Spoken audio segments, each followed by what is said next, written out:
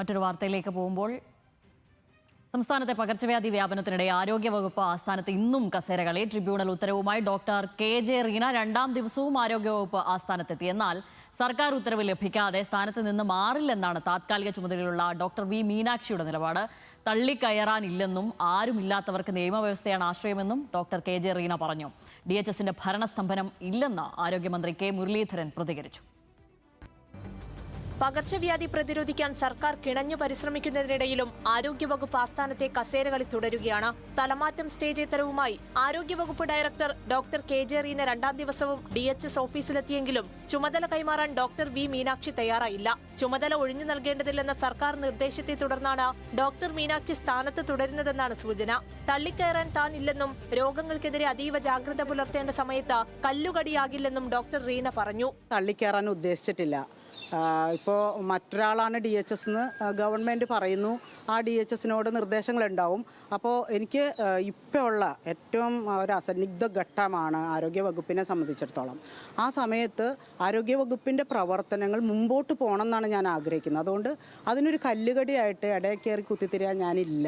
അതേസമയം നിപ ഫലവുമായി ബന്ധപ്പെട്ട വിവരങ്ങൾ അറിയിച്ചില്ലെന്ന ആരോഗ്യമന്ത്രിയുടെ പ്രസ്താവന ഡോക്ടർ കെ.ജെ. റീന തള്ളി. ശബരിമലയിൽ ഡ്യൂട്ടിക്കായി ഡോക്ടർമാരെ നൽകില്ലെന്ന് പറഞ്ഞിട്ടില്ലെന്നും റീന.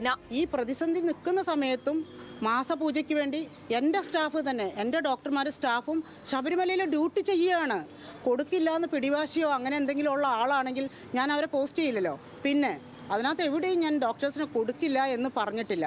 വിവാദങ്ങൾക്കിടയിലും നിലവിൽ ഭരണസ്തംഭനമില്ലെന്നും DHS തർക്കത്തിൽ നിയമോപദേശം തേടിയെന്നുമാണ് ആരോഗ്യമന്ത്രി കെ മുരളീധരന്റെ പ്രതികരണം. അല്ല, അത് ഞങ്ങൾ നിയമോപദേശം തേടിയിട്ടുണ്ട്. അഡ്വക്കേറ്റ് ജനറലിന്റെ നിയമോപദേശം കിട്ടിയതിന് ശേഷം നടപടി ചെയ്യും.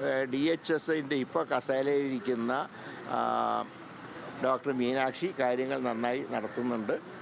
കോൺഫറൻസുകൾക്കൊന്നും യാതൊരു മുടക്കവുമില്ല. പ്രവർത്തനങ്ങൾക്ക് ഒരു തടസ്സവുമില്ല. മറ്റേ ഇതിൻ്റെ പേരിലൊരു നിയമവശം ഉള്ളതുകൊണ്ട് അഡ്വക്കേറ്റ് ജനറലിന്റെ ഉപദേശം തരും. എന്നാൽ സ്ഥലം മാറ്റത്തിൽ സർക്കാരിനെതിരെ വിമർശനം തുടരുകയാണ് CPIM. ഒരു അവലോകന യോഗം പോലും കൃത്യമായി നടത്താൻ സാധിക്കാത്തൊരവസ്ഥ കേരളത്തിന്റെ ആരോഗ്യ മേഖലയുടെ ചരിത്രത്തിൽ ആദ്യത്തെ സംഭവമാണ്.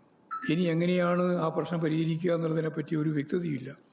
പൊതുജനാരോഗ്യത്തെ അപകടപ്പെടുത്തുന്ന ഈ നീക്കം അടിയന്തരമായും അവസാനിപ്പിക്കാനും പ്രശ്നത്തിൽ ഗവൺമെന്റ് അടിയന്തരമായി ഇടപെടാനും തയ്യാറാവണം എന്നാണ് അത് സംബന്ധിച്ചുള്ള വളരെ പ്രധാനപ്പെട്ട ഒരു കാര്യം. ആരോഗ്യവകുപ്പ് ആസ്ഥാനത്ത് അനിശ്ചിതാവസ്ഥ തുടരുന്നതിനിടയിലും ആരോഗ്യമന്ത്രിയുടെ അധ്യക്ഷതയിൽ പകർച്ചവ്യാധി പ്രതിരോധ പ്രവർത്തനം ഊർജിതമാക്കാനുള്ള നടപടികൾ സ്വീകരിക്കാൻ രൂപീകരിച്ച ഹൈപ്പവർ കമ്മിറ്റി യോഗം ചേർന്നു. പകർച്ചവ്യാധികൾ പടർന്നു പിടിക്കുന്നതിനിടെ ആരോഗ്യവകുപ്പിലെ കസേര തർക്കം പ്രതിരോധ പ്രവർത്തനങ്ങളെ പ്രതികൂലമായി ബാധിക്കുമോ എന്നാണ് ആശങ്ക. ന്യൂസ് മലയാളം, തിരുവനന്തപുരം.